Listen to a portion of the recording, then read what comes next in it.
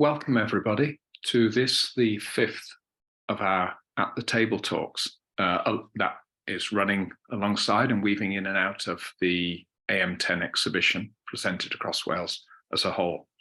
These talks are presented in partnership with British Council, and to them we give sincere thanks for their generosity and their continuing support. This fifth talk is artist Rushdi Anwar. He is joined on the panel today by Dr. Omar Kholeif, Dr. Hawzhin Azeez, and Shahram Khosravi. I know it's going to be a very rich and rewarding conversation, so thank you all at home, wherever you are in the world, whatever time zone you're tuning in from. And we're very much looking forward to this talk. We're also joined by two BSL signers, Claire Dodds and Rosie Copeland. They're operating as a bit of a tag team. One of them will always be on screen and they're sharing the duties. So you'll see their videos coming on and off when each of them is providing their support to us. And just to reiterate the message of a short while ago, for those of you who are needing captions, Amanda Bavin is providing that, which can be accessed by clicking on the little CC link in the menu bar at the bottom of your screen, or by accessing the link that has been put into the chat. I'm Nigel Prince. I'm the director of Artists Mundi. I'm a middle-aged man with a shaved head, slightly grizzly grey beard, clear frame spectacles, and a black roll neck sweater, and I'm sitting against a pale grey ground. I'm going to vanish from your screens now, but I will join you at the end as a summary and a roundup. So now if I can ask Rushdi and the other panelists to switch on their videos and come and join us in the room, and we'll begin. Thank you very much.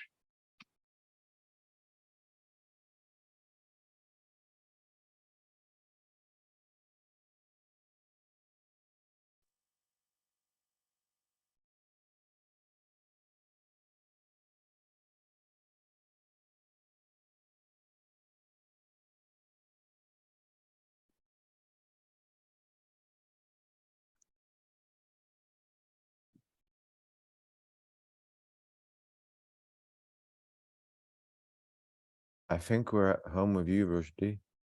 Okay, fantastic. Thanks for everyone to be here, and I really appreciate all of you. I am aware there's so many participants, the panels, and also audience are coming from different parts of the world and different time zone. I really appreciate to make it to be here. Thank you. And thanks to Artists Mundi for organizing these talks, and also for the panelists to be with me today and supporting and contributing their time to the discussion. Today, I would like to briefly talk about my artwork, which I have it for Artists Mundi 10. Briefly, we have the context of my artwork is maintained is combination of artwork, which is installation, sculpture, sound, and or photography, and archival materials, and also textile. So the context of the work is going back and packing the history. We talk about the modern history of Middle East.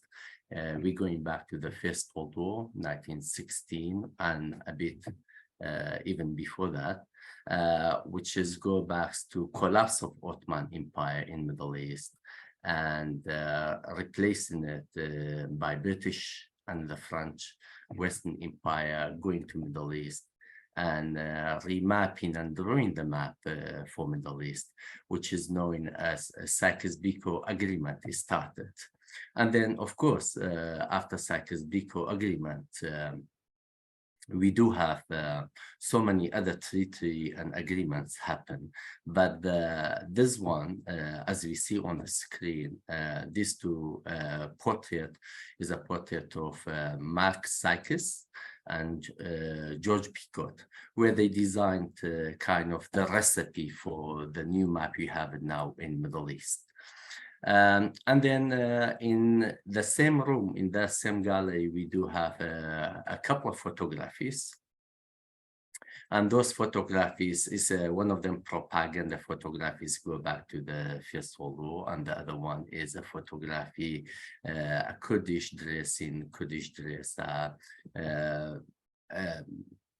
looking at the prying between on the border of Iraq and Iran, which is again responding to the Sykes-Picot agreement, as we talk about the drawing the lines for all states and creating the state nations in Middle East. And then when we started, the work is started from that history and unpacking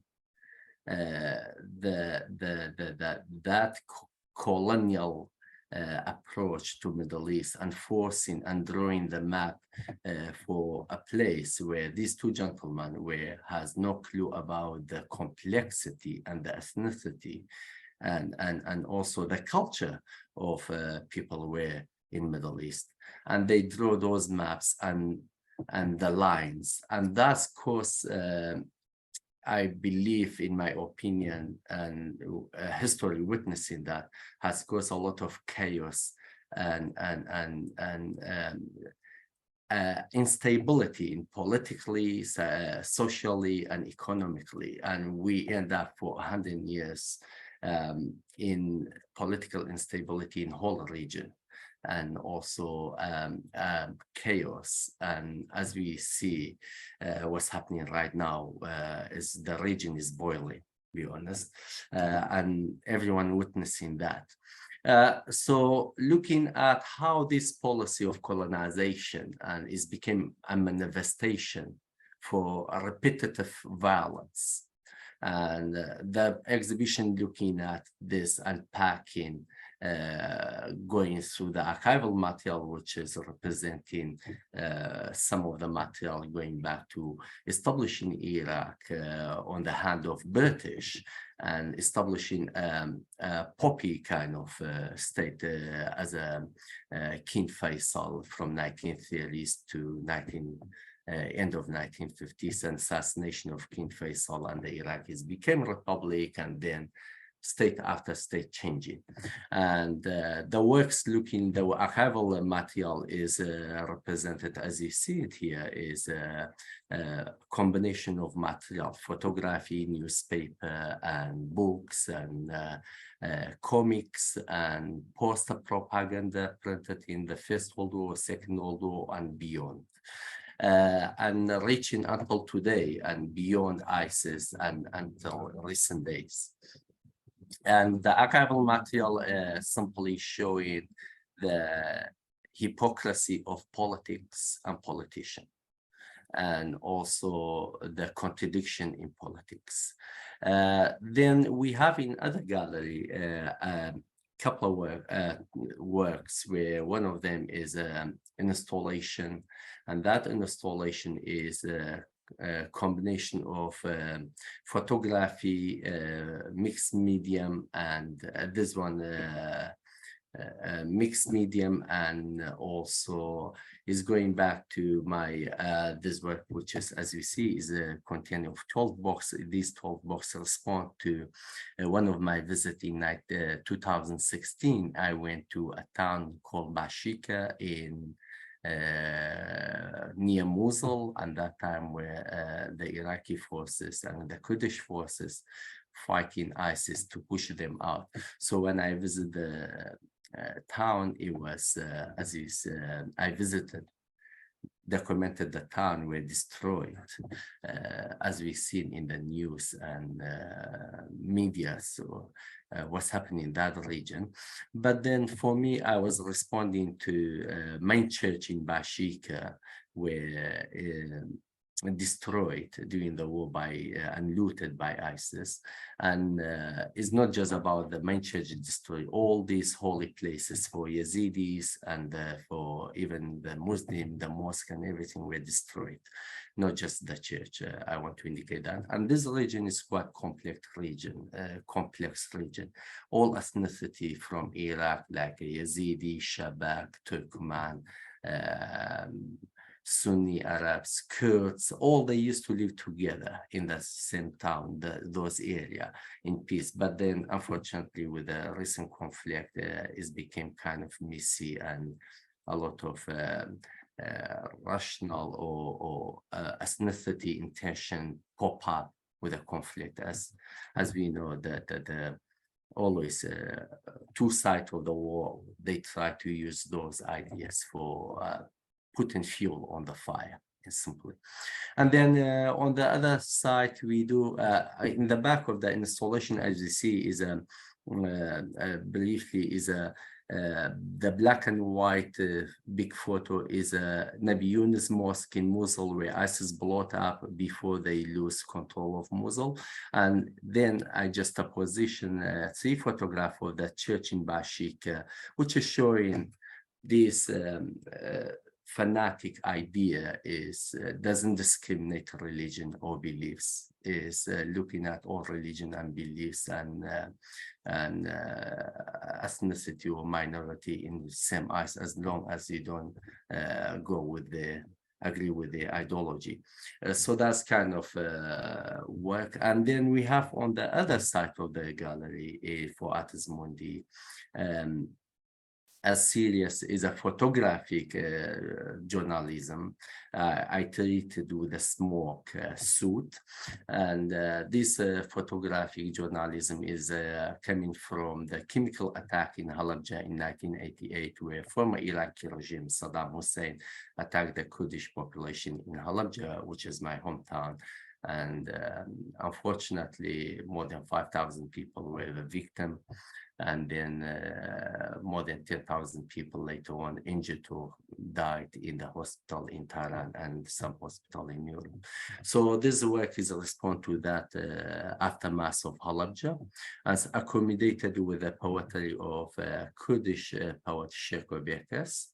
And thus we have it in Artist Mundi, this body of work, which is, as I said, looking at the history from 1960 and coming to recent history, and looking at basically the hypocrisy of politicians and politics, and looking at the repetitive violence in the region, and especially in Kurdistan and Iraq, and violence and conflict is became a recipe since I can speak for the region. Thank you.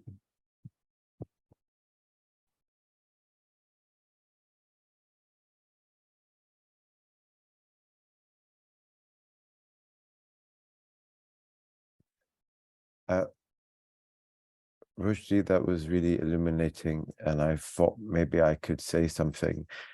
My name is, first for the audience, is Dr. Omar Kholeif in Arabic, but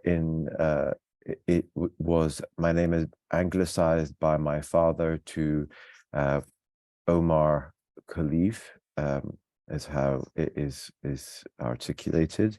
And my preferred pronouns for the sake of this conversation are they, them, and I am wearing a blue scarf and a blue knitted cardigan that has the evil eye on it, which is a series of concentric circles in blue that have a single eye on them. And I'm wearing glasses which I may take off, and I'm sitting in a room that belongs to my younger brother in Scotland, and I am a curator, I suppose, by profession, curator and an author. And I had the privilege to write about Rushdi's work in the Artist Mundi catalogue, which was a continuation of a conversation or dialogue that I suppose was begun in a place called Sharjah in the United Arab Emirates, where we first met and also where I work. And I was very, I suppose, moved by the work, in particular, the way that you reanimate historical narratives of trauma through very material means to present a kind of affecting space for feeling, for different kinds of feelings to be felt, whether it's the materiality of a picture that has been altered by soot, whether it is these artifacts that are found in these boxes, in these cases, on these plinths that are using petroleum-like materials to burn and turn them into a form of, to resemble a form of salvage, but also to notice the kind of evocative patterns on these boxes which allude to a history that is shared by many different individuals in and around the world. But one thing, and I think this is a question for both yourself and for the panel, that I suppose we both struggle with, and that I certainly think required problematizing, is the return to the question of the term Middle East, which, as we know, is a term that is predominantly used to, or was popularized at least as a military term, a term that links together countries with myriad different ethnic, social, religious, and cultural backgrounds into a supposed entity or whole. And your work in the National Museum of Wales polemicizes that. But what is it that you think, and that the panelists think, we might offer in terms of a different kind of language or vocabulary in relation to this language or this term Middle East, to enable us to be more specific, which is to say the words Kurdistan or South Kurdistan or North Kurdistan, for example, which is something that your work is very much about, which is about the resuscitation in a public consciousness of a Kurdish narrative. I don't know if Rushdi, you want to go first, and then maybe the panelists could join in on that. Yeah, absolutely. That's a very good question, dear Omar. So thank you for that. I think, yeah, absolutely. You are right. The terms of Middle East is being, as you mentioned, is a kind of term has been used for the region in that context you mentioned about. I think now with the terms has been used often recently, or a few years ago, has started being used West Asia. Some people refer to it in West Asia, and especially in Sharjah, Ben Ali, we refer to it mostly as not Middle East, as West Asia, which is, I think, is appropriate kind of terms to be used, because as we know, this part of the world is geographically is part of Asia. And that's, I think, geographically is correct if you say West Asia. But coming to your question about the Kurdistan, absolutely, I agree with you. So the terms of Kurdistan for Kurds, with the going back to modern history, with the establishment of the nation state in the West Asia, so the Kurds are left out, and as I talked about before about sex, because so we became divided. So among the 4 new states, which is Iraq, Iran, Turkey, and Syria, and then since then we are struggling for identity. For Kurds, I don't, in my opinion, there's no any Kurds in the world exists has no crisis of identity. we always deal with this crisis, and it became a kind of something happened 100 years ago. We still pay for it, and the new generation still pay for it. Wherever we go, we have to explain. If I introduce myself to a group of people in a simple thing on a dinner table, when they ask me for things where I come from, so I have to give 5 minutes explanation where I come from. And that's not just me to do so. Every single Kurd has this problem. And sometimes it becomes super complicated. Right now, I'm living in Southeast Asia, in Thailand. And for this part of the world, they are less aware what's happening in history and politics in West Asia, which is Kurdistan, this part. So they don't get it. And sometimes I just became like this. I said, look, let's enjoy the dinner, forget about this. So imagine you cannot explain where you come from. You cannot, so a struggle created by colonial power 100 years ago, more than 100 years ago, I was not there, I was not one, and I'm still paying price for it. And that's the struggle we are facing. So, and then yet we have now so many different terms we use, like Kurdistan, South Kurdistan, East Kurdistan, West Kurdistan, North Kurdistan, or Bashur, Rojava, or Rojava, this is in Kurdish language. So we have these terms as well used. And to make it simple and easy, sometimes in context, so when I say I come from Kurdistan and south of Kurdistan, so I have to then add to say Iraqi Kurdistan or Kurdistan of Iraq. So in order for the people to locate me where I born or I come from or where's my culture pattern is. Yeah, that's a kind of identity struggle we are facing, yeah, in my opinion, and we are suffering for it. Yeah. Thank you for that. Would one of the other panelists like to say something to this? May I jump in, if that's okay with Professor Shahram? Thank you. Hello, everybody. My name is Dr. Hawzhin Azeez. My pronouns are she and her. I have long dark hair. I'm wearing makeup. I'm wearing a brown, rusted brown sweater. And I am the a co-director at the Kurdish Center for Studies. So my area of research is basically Kurdish studies. I have a lot of thoughts about what Rushdi said, and I'll come back to what Dr. Omar, the question that Dr. Omar raised. First of all, I think what Rushdi has presented is so incredibly powerful, so incredibly necessary, so incredibly urgent for us to have this discussion.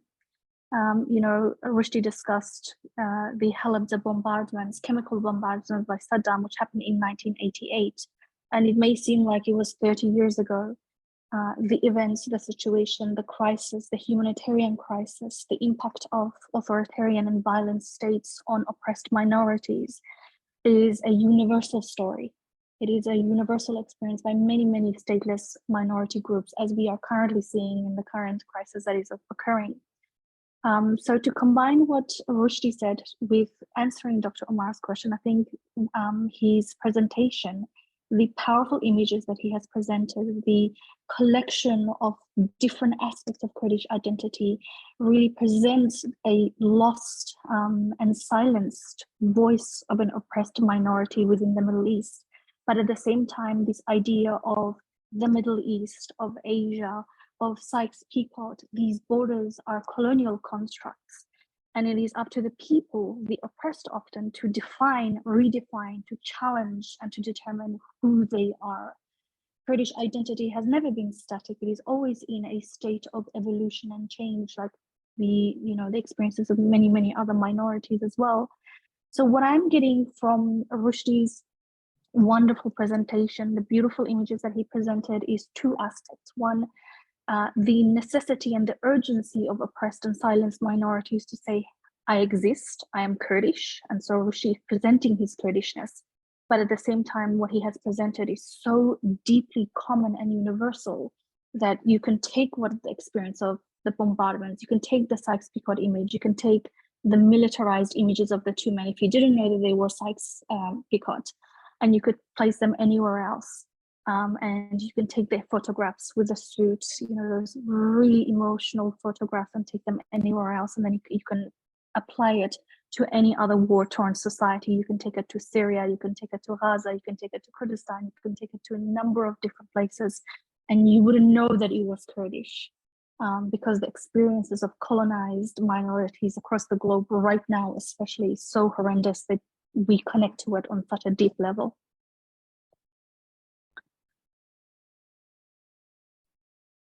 Can I jump in now? Hi, everyone. My name is Shahram Khosravi. I pronoun he, him. I'm sitting in my office at Stockholm University, where I'm professor in anthropology. I have a gray shirt, a white bird, and a black cap on me. I want to start with my colleagues, you know, started talking about colonization. And for me, colonization always starts with language. And I think in a catalog Dr. Omar wrote about Rushdi's work, and he asked this question: what would it mean to live in a place without language? I was thinking another question posed by American indigenous poet Natalie Diaz. And she asked this question: what is the language you need to live now? And I think this is very much about this conversation we have, this art exhibition we are talking about. I would ask, you know, this question: what, I mean, we are talking about Kurdish people, and I want to ask this question: what would it mean to live in a place with a language which is against you, you know, which is a language of nation states, yeah? Farsi, Arabic, Turkish, which has been not only, you know, not Kurdish people language, but also a language which has been against Kurdish people, yeah? So I think, you know, that the reaction we see in art by Rushdi is exactly this, you know? What does it mean to live in a language which is against you? And how we can create art, how we can reclaim life, how we can stay alive as a people with this, you know, language which is against us, yeah? How we can create a new language, how we can create. So I think this language is very important. Also, you know, going back to what Rushdi talked about, borders, you know, as he shows, you know, it is not people crossing borders. This is very good example showing that borders crossing people. Yeah, how borders have crossed Kurdish people in so many different ways and still doing that, yeah? What is the result of that is division and partitioning of a people, yeah? Not calling them a people, calling them minorities, calling them ethnic minority, calling them tribes, yeah? Tribes is very much, you know, still used colonial label by not only by the states, but also by anthropologists, yeah?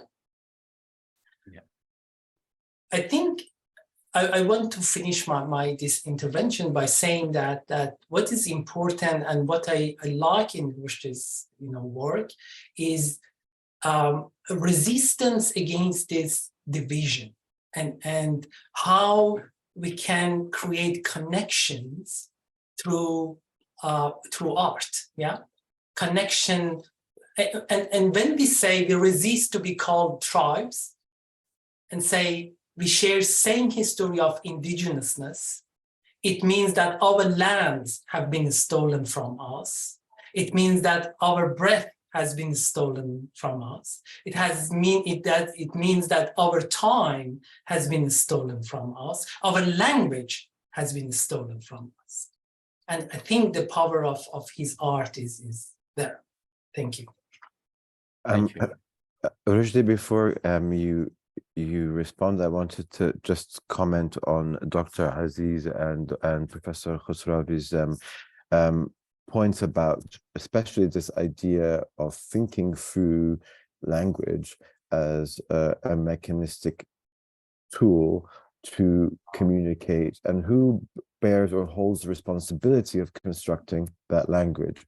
Now, here we are, and I think it's important to emphasize that we're in a virtual room with British Sign Language interpreters, which until I hosted an event that involved two individuals who were hearing impaired, one American schooled in the ASL, American Sign Language, and another in the British Sign Language, that I understood that there are dissonances or differences, and that this would be challenging.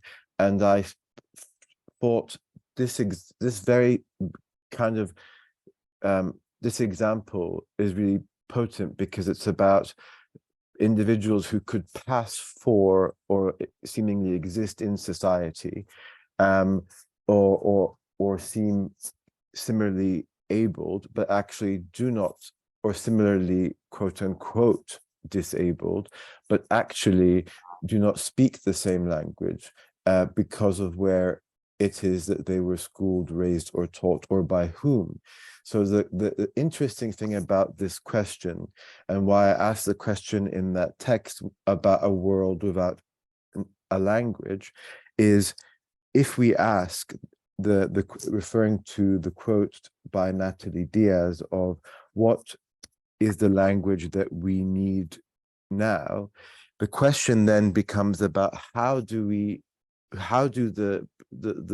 those who cultivate that language share that language so that everybody has access to those tools, so that there is a sense of kinship, a sense of belonging that can be ascribed or expressed by certain forms of language. And one of the things that I've often done when talking or speaking with Rushdi is that we go back to historical antecedent.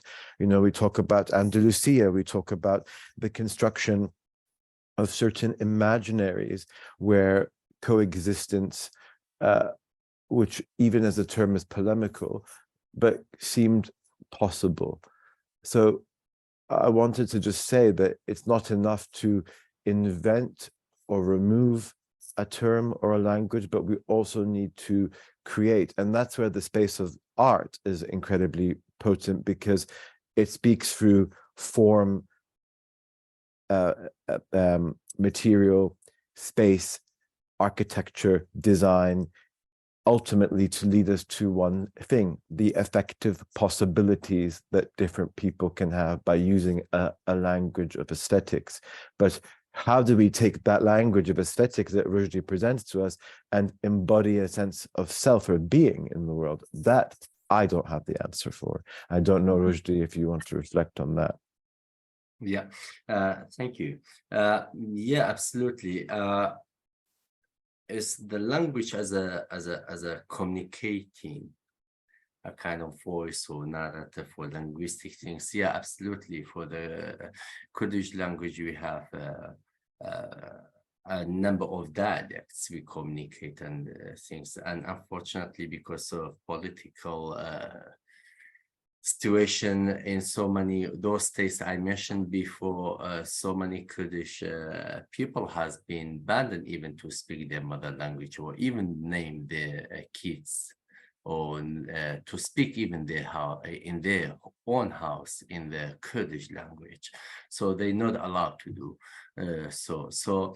But for me, I think to look at in a bigger, different ways of the language in response to Professor Shahram is the language of the region, how we communicate was the new language. For me, the way I see it, this language is been for 100 years, the language of violence, the language of instability, the language of racism, the language of taking advantage of each other, the language of punishment. It doesn't work. So we have to refine this language. We have to find a new meaning, how we can communicate to each other. I think for me, that language is about coexistence.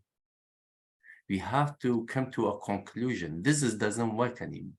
So until when we treat each other in the region with this language of hate and discrimination and create a barrier, segregation, and you are this, I am this, you are that, I am this, therefore I can't do that to you. So I think it's a time to think about this, to coexist and be tolerant toward each other. Once we reach that point, we find the tune of the language, whatever language we speak in physically. We came to a language to live together because it's a reality, geographically is a reality. We cannot go anywhere. We are, as Professor Shahram mentioned, we are indigenous people of this place. We cannot go anywhere. And it became a reality. Those states are our neighbors and live with us. We are part of this. So this violence and instability is the answer, is a language? Of course not. And what's the language or what's the solution? To come conclusion to tolerate each other and to accept each other and to create a dialogue, how to overcome these difficulties we are facing for 100 years, how to reconcile, find a solution for it. So I think that's a kind of language I believe, even in my art practice, I'm looking for to represent in these difficult facts of artifacts or history, archival history, or representing these difficult political situation or event or aftermath, something like Sharjah or Anfal, the genocide of the Kurds. So is it the answer? No, it's not the answers. Therefore, in the artwork, we are looking through my artwork, as Dr. Omar mentioned, through the aesthetic and the materiality and poetry. I try to indicate and I try to say, let's find a new way to communicate. Let's find a platform. This maybe not just my art practice. I believe all artists dealing with the difficult issues, so culture people, is their duty to create a platform for this difficult debate, to represent these difficult issues, how to overcome this, to use the culture and art as a platform to create a dialogue and debate and discuss about if the culture, because unfortunately in my understanding and my experience, the politician never will do that. And they don't like to do so. They use it, they create a platform for winning election or gaining a power or doing whatever they want to do with their political agenda. So I think the role of culture is absolutely, me as an artist, a part of the culture, is my role, is my duty, is to create a platform through my artwork to redefine that language. Is not working, let's find a new ways of new language, how to deal with each other.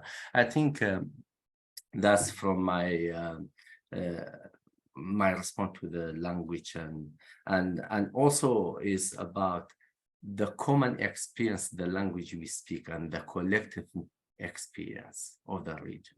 So we focus more about what we have more in common, rather than to look at what we have more in differences and to hate each other. Because by hate, we all know we don't go anywhere. Just we go we see it, we just destroy the civilization in the whole region. which is extremely devastating for all humanity, not just for us. Our history, our civilization being destroyed throughout the history because of those language and difficulties to communicate to each other.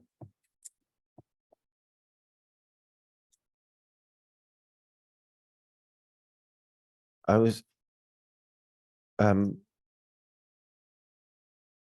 wondering if, to follow on from that, one of the terms that was mentioned was this idea of minorities and how people are referred to as minorities, not only in arts history and the historical context as representing a specific minority ethnic position, but also in a global political arena, which of course is something that is deeply problematic, because it is, as I often say, the notaries who sanction so-called histories exist in Western Europe and in North America are speaking from a very specific context. But if we look at the Afro-Asian context as a whole, we're talking about what we increasingly refer to as the global majority, right? And actually, it's not that we are minorities, it's that we are a majority, but that within the spaces of minorities, there are delineations, there are distinct lived experiences that and forms of historical erasure that don't make it out into the world, that are not archived or indexed.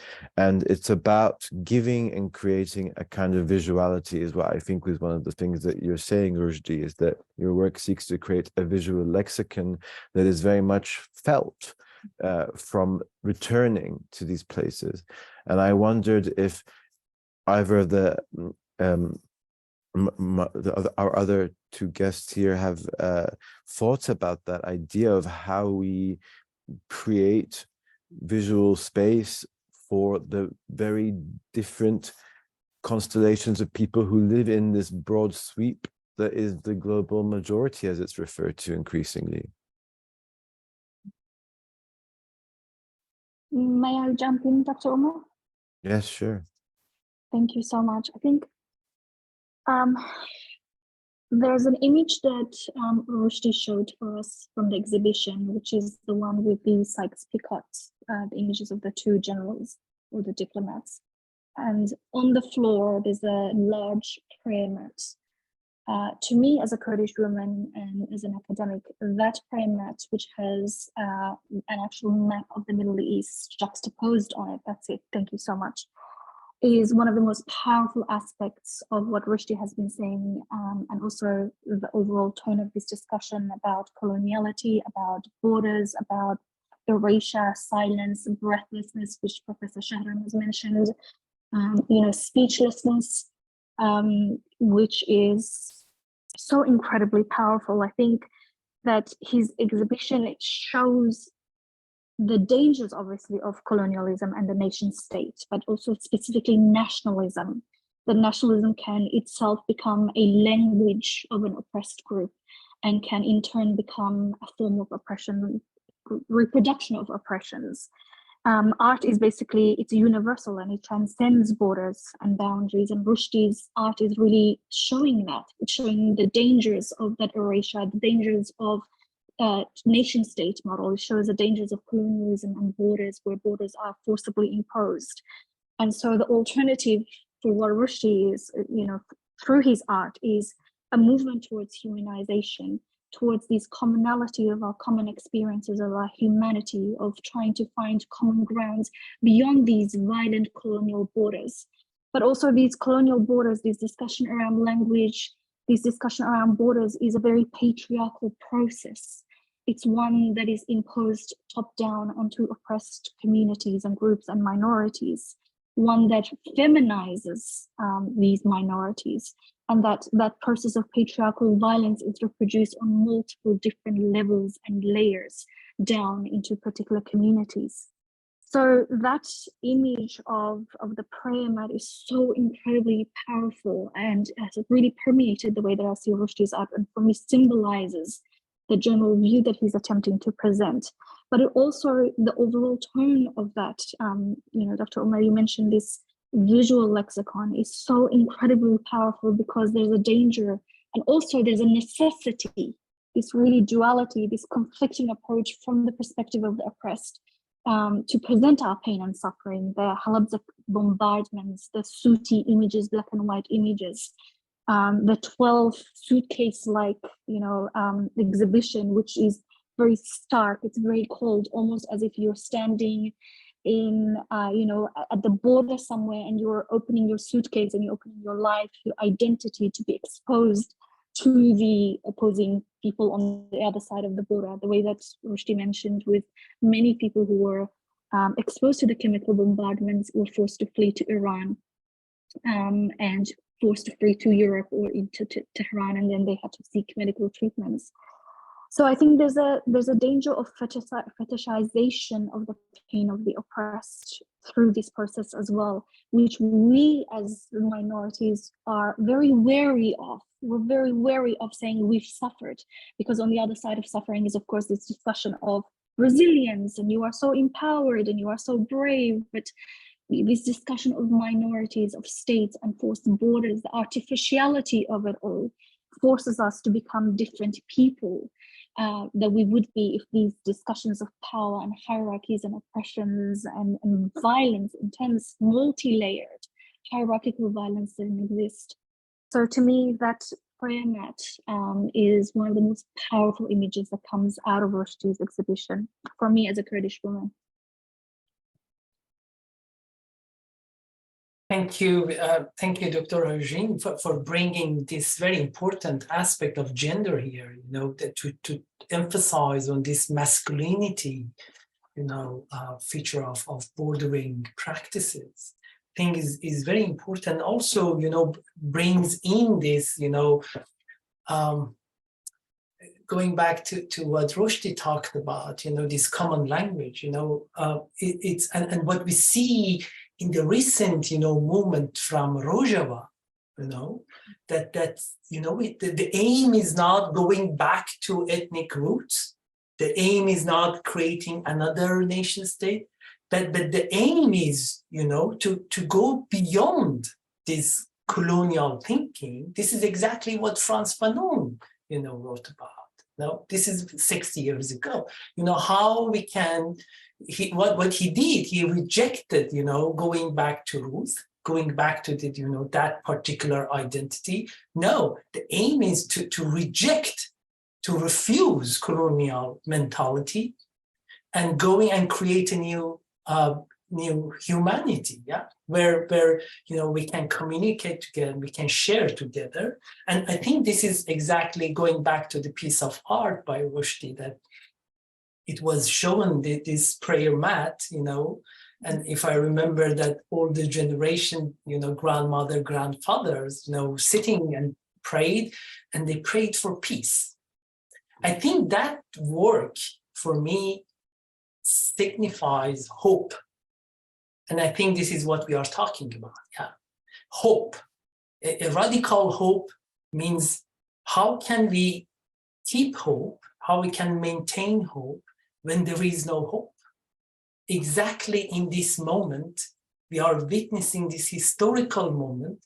We see the language of dehumanization, what is happening in Gaza, the language of rumination, how we can keep hope. And I think language and art is very important here.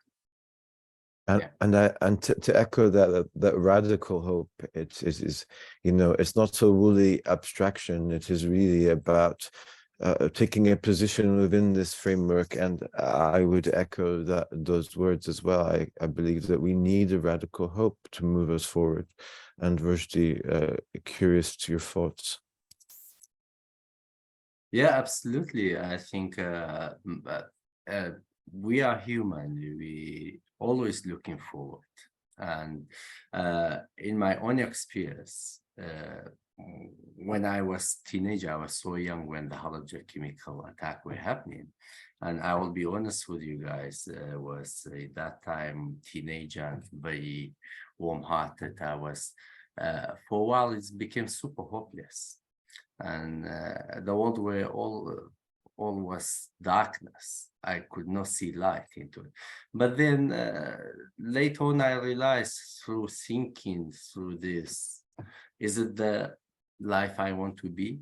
Is it the way I want to live with this darkness and hopeless and not do anything to my life first and then to contribute to my community? So I realized there's always hope to overcome those difficulties. We always there's because as we discuss about the resilient, the people, Kurdish people, and most of the people, all the ethnicity and other nations in Middle East, the difficulties we go through, unfortunately, those difficult issues we talked about, we always hope for better and we look forward.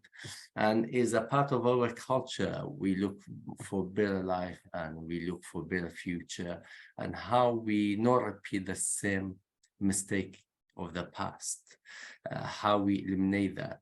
And I think we have to be hopeful, otherwise we cannot do simply anything, to be honest. And in my own experience, hope get me to here to make art. If I was hopeless, I will not make art at all.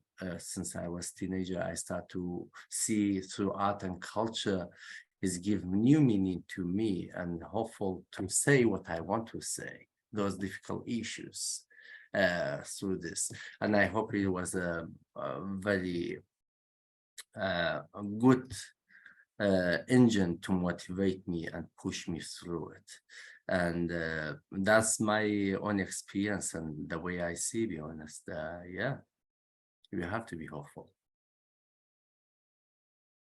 And I also just wanted to note for those who are listening that we have a few minutes for questions, and if you have a question, please pop it into the Q&A box and we'll do our best to answer one or two of those in the next few minutes. But just to also add to that, one of the great things about art as a historical vessel that has a very specific set of formal aesthetic qualities is that it has allowed you to speak across very different social spaces, right? So you can be showing in Germany, you can be showing in the UAE, you can be showing here, and in some senses, one of the great powers of art is that when art is speaking to each other, that it can speak on its own terms, and that's awkward scene at the dinner table of having to describe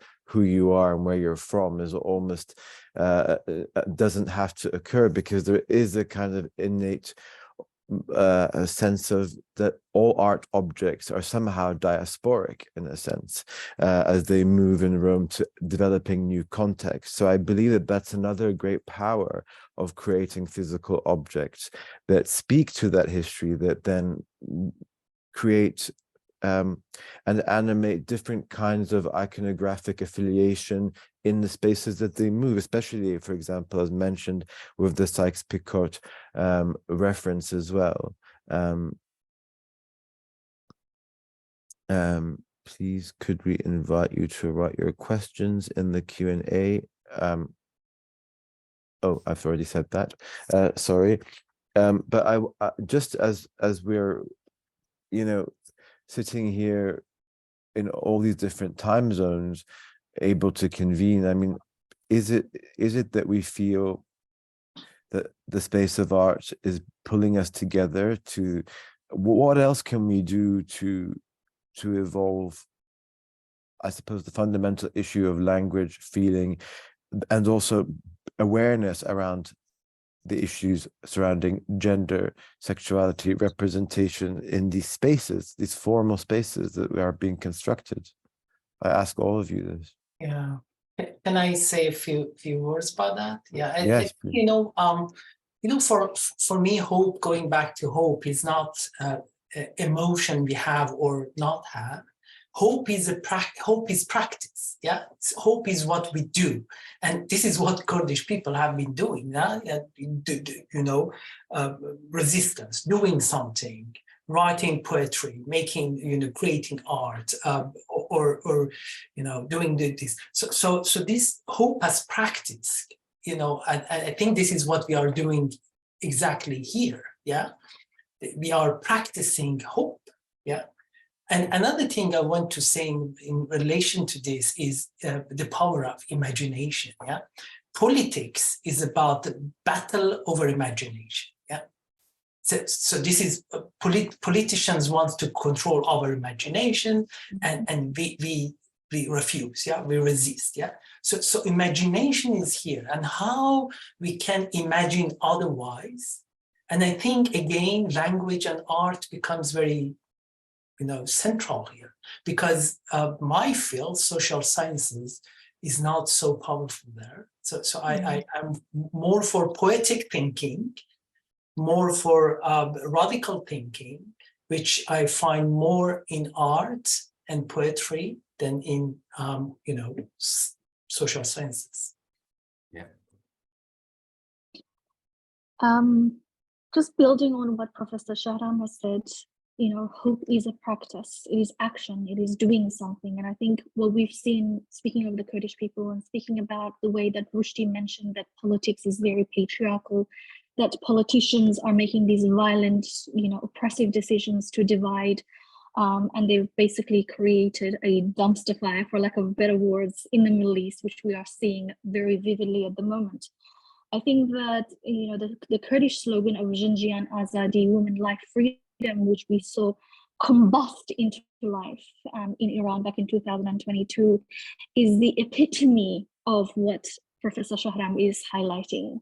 The most oppressed minorities, from Balut to Azeez to Kurds, from, members of the LGBTQII communities, people, environmentalists, women's rights, everybody collectively went to the streets and they demanded the same thing. They demanded equality and justice and love and hope.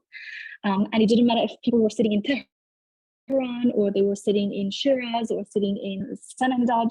It didn't matter. They were united by this universal collective humanity and love, and aspire towards the same goal. And we've seen the same thing, as Professor Shahram mentioned, in Rojava, with the revolution there, with the young woman leading the fight against ISIS, leading a new discussion and conversation about new ways of coexisting together. Beyond these discussions, these languages of borders and colonialism and oppression and violence, one towards humanity, one towards ecology and environmentalism, one towards gender empowerment, where the most silenced of us in our communities are brought to the forefront and given a voice and given a chair. And we see in this new imagined utopian society, the men taking a back seat, this patriarchal violence taking a back seat, colonialism being erased to the background, borders being removed from these discussions. And I think, to me, this is the practice of hope that Professor Shahram so eloquently highlighted, and that Rushdi's beautiful exhibition has really brought to the forefront for us. Well, thank you so much for that. I wanted to take some questions from the audience, and also there are some comments. One here is for Rushdi, and thanking everyone for their presentation. This individual is saying that they are moved, Rushdi, by all that you've said, and wanted to know about I suppose the difficulty of moving away from darkness. And they ask, do you still at times feel hatred about the experiences of your lived experiences, and can that hatred be used to fuel your art and thinking in a positive way? And I'm curious how you feel about answering that one. Yeah, yes, so that's a good question. Actually, is a simple answer for it. We cannot fix a problem by making another mistakes or another problem. So we have to come to conclusion. The experience I talked about personally, and also those experience is being shared by all members of the panels, the difficulties in the region. So I don't think so is going to be solved by repeating it. So if for me, I moved away from darkness because art and culture give me a hope, and poetry, as Professor Shahram mentioned, and we came from all of our members of the panels, we came from that region. Poetry and literature is so rich in that area. And that's one of the things I remember during the conflict and war and very difficult times. We always share the jokes among each other. That's how we survived. We always share the poetry. We always share the songs. We were singing, we were dancing. We still, and sometimes, believe me, the bomb were dropping, we were dancing and sharing laughter. So it's a human ways to move away from this darkness, because living in darkness, it doesn't help anyone. It doesn't help me, it doesn't help my community. So we have to look forward. And if I was living in darkness, today we are not here to discuss about my art practice in Artist Mundi. It will be nothing there. So that's my answer. I moved away from this, and I'm looking forward to the brightness side as a whole.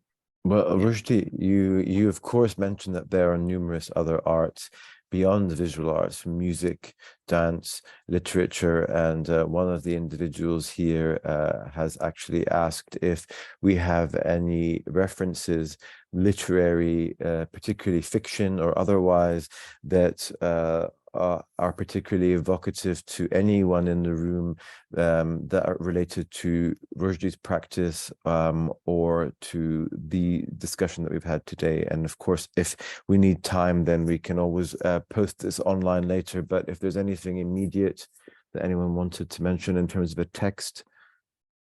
Yeah, actually, that's a good question. So in the same exhibition, is a poetry by Kurdish poet. So Sheikh is accommodated with the work, the aftermath of Hawzhin.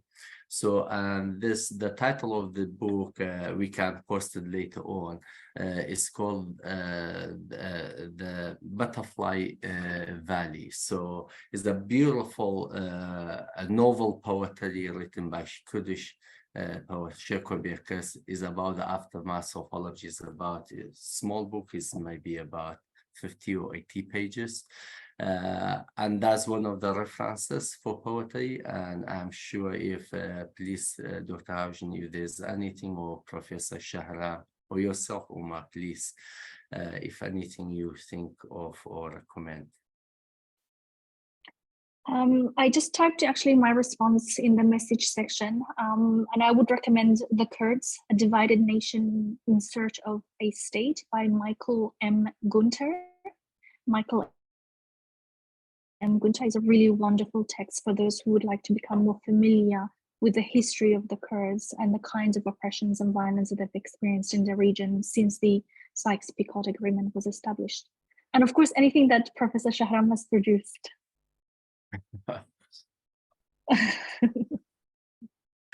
Well, Thank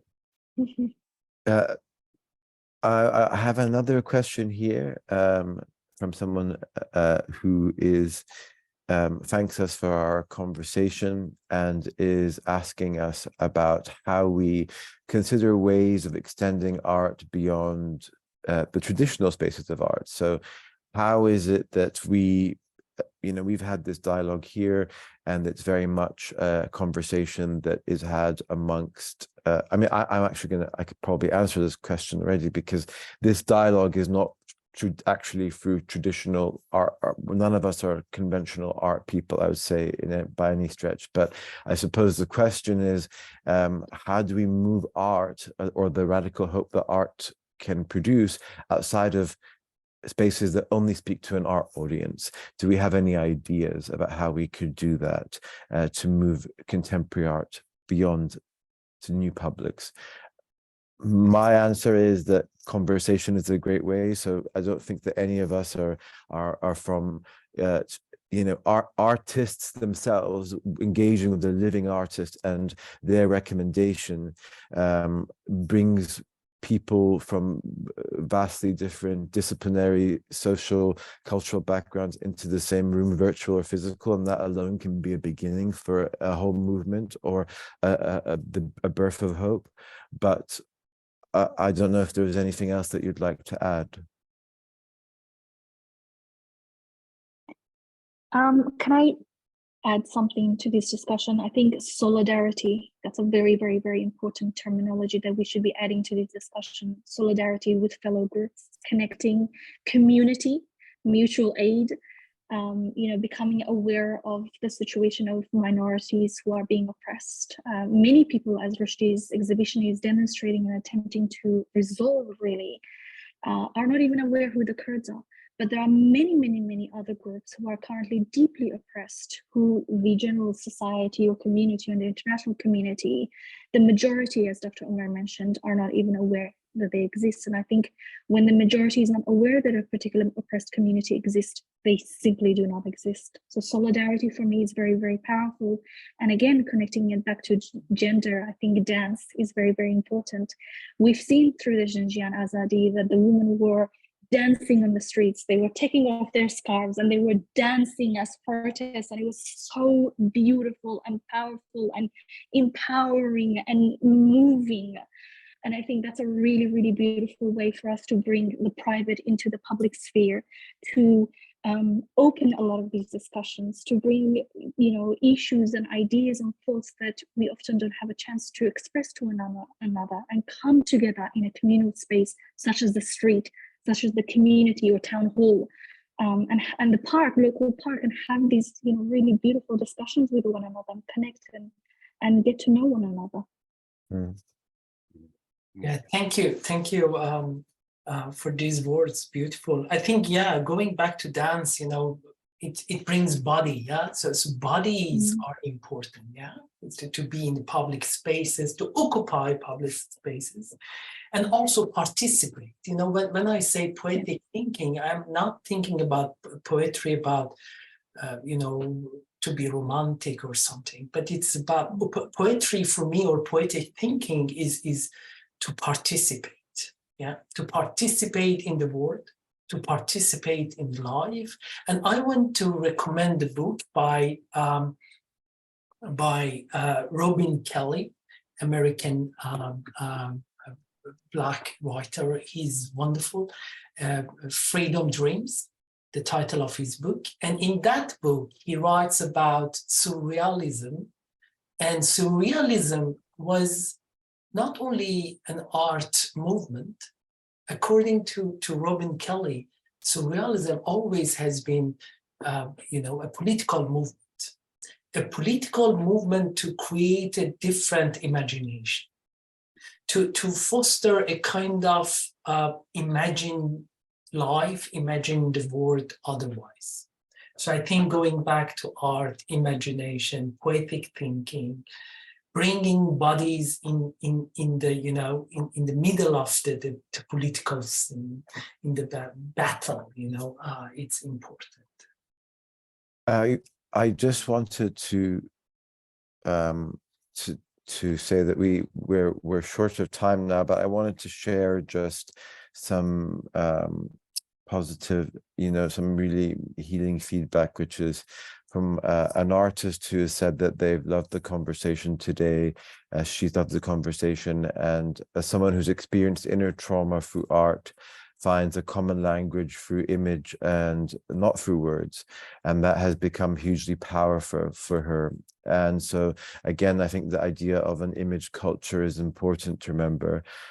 Trauma can be caused by our birth, political control, but also deeply personal experiences that are ones that occur to us without us even realizing, and they may be things that are accidental. And this individual was actually a clinical psychologist who became an artist, Joyce Davies, and language for her has been a healing creating this visual language has been a healing space for her. And I think that's an important thing to remember, is that we are all in the process of constructing our own individualized healing languages or forms of expression separate to each other as well. And we take in these convenings something that we carry on outside as well, you know, whether it's a spark of inspiration, or whether it's just a desire to write someone an email of thanks that you think about all day. These things are important sparks, you know. And one of the things that when I was reflecting on today, I think what's so particularly special about Rushdi Anwar's work is that it creates a lyrical space, a space of, you know, although the image before us may not necessarily at first invoke poetry and song, but look and move and weave around it, and you find yourself dancing, but you may also find yourself reflecting, grieving, or wishing and hoping to dream otherwise. And I think that movement towards the otherwise in collective thinking across all of our disciplinary fields has become so important. Is that the possibility for rupture and opening is a gift that artists give us, and definitely one that Rushdi, I believe that not only with this incredible exhibition that you've created for Artist Mundi, but more generally throughout your practice, has enabled a lot of us space to feel these things. So from me, and thank you, and to everyone else also. We have a few more moments now, I'm told, that each one of us can give their closing thoughts as well. So I don't know if Rushdi, you want to begin by giving yours. Yeah, thank you. Before I start the closure, so thank you for all of you being here, and for the audience, and for Artist Mundi to create this platform for this discussion, and to unpack those issues we talked about. And for me, I hope my art practice were putting something out there for creating a debate and dialogue regarding these difficult issues, and how we can come closer to each other, and what we share in common rather than what divide us, to look at those aspects we share in common, coexisting, rather than division and segregation and moving away from each other and hatred. So I hope my art is doing that.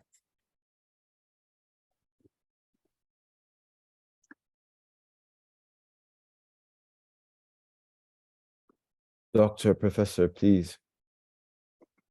If I may jump in, I wanted to reiterate the beautiful gift that Rushdi has given us in his exhibition. I really commend what he has done. I'm certain that it has been a profound effort on his part, emotionally and psychologically, to present us with not only his identity, but a piece of his heart and his soul to us. So I thank you for that. The other thing that I wanted to thank him for is thank you for occupying, as Professor Shahram said, thank you for occupying a space at the British Museum of Wales as a Kurd, as a Middle Easterner, as communities and societies whose very identity has been looted. It's so powerful to have you occupy that space in the British Museum of Wales. So thank you for that. And thank you for Arts Mundi. Thank you for Professor Shahram and Dr. Omar as well. No, thank you. For me also, thank you, everyone. It was beautiful. I think this is exactly what we need, you know, in these dark days when there is no hope. So this kind of gathering, you know, just finding each other and getting engaged in such a beautiful conversation about hope is not only, you know, it's important, but it's necessary, you know, it's necessary for life. Yeah, it's not only about democracy or, you know, this or that, but for life itself. Yeah, so thank you for defending life. Thank you. Thank you. Thank you very much.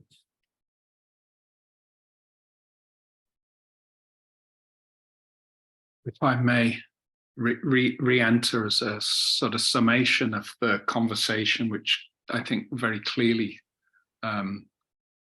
could and should and will continue. This is just the beginning, I think, in specifically around the themes and issues that are not only present in Rushdi's work, but one thing that I think through this conversation, we all who have listened and enjoyed what we've shared with us today, the importance of how aware we are and how keenly we feel the interconnectedness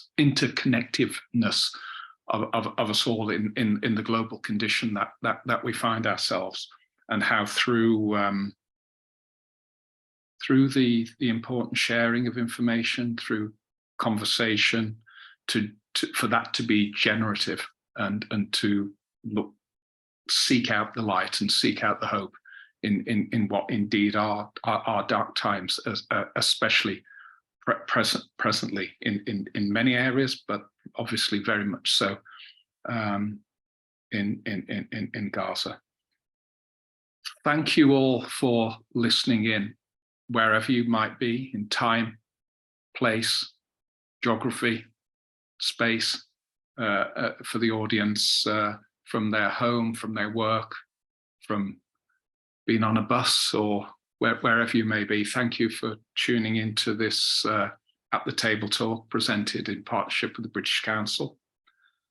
Thank you to the panelists for their eloquence and their challenge to us, I think, as global citizens, and the prompts that they have signaled up.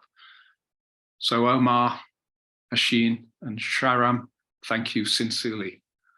And of course, to our good friend Rushdi, thank you for not only the conversation today, but for the work that we have on show presently at the National Museum in Cardiff.